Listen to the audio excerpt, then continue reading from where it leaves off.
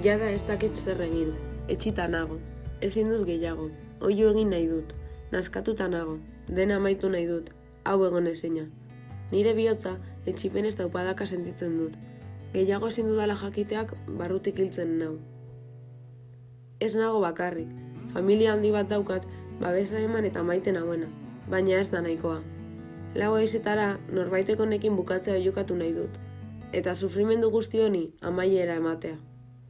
Hau da nire burutik pasatzen den gauza bakarra. Bizirik egotea benetan hilda nagoenean. Kartzela bat irudien gela batean. Jadanik banaiz, ezer nahi ez duen izaki bat. Maitasunik gabe geratu den emakume bat. Ohituraz bakarrik arnasten duen izakia. Atera nazazu mundu honetatik lagun. Mesedez hil nazazu lagun. Beste irtenbide bat aurkitzen ez dudala. Kendu nazazu bide honetatik lagun.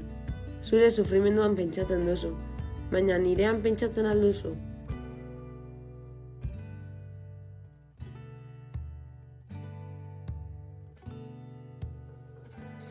Giza eskubideak pertsonok berez ditugun eskubideak dira, hau da gizatea izategatik ditugun eskubideak. Gizakiak haien arraza, genero, orientazio, nazionalitate edo beste edozein jokarengatik desberdindu gabe. Eskubideen artean bizitzeko eskubidea, aske izatekoa, pentsamendu aske adieraztekoa, heziketa jasotzekoa eta beste hainbat aurki ditzakegu. Eutanasia legeztatzearen inguruan sortu den eztabaida etikoan aurrez aurre daude askotariko ideologiak. Gizartearen zati batek ulertzen du erabaki pertsonal eta librea dela.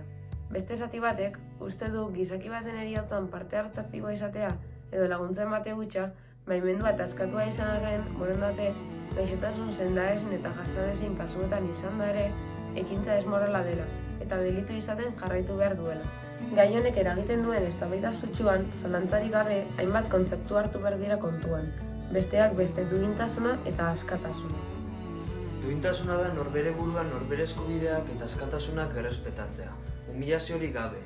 Ikuspuntu horretatik, eutanasia heriotza duina lortzeko aukera moduan ulertzen da, giza eskubideak urratu gabe erdiesten dena.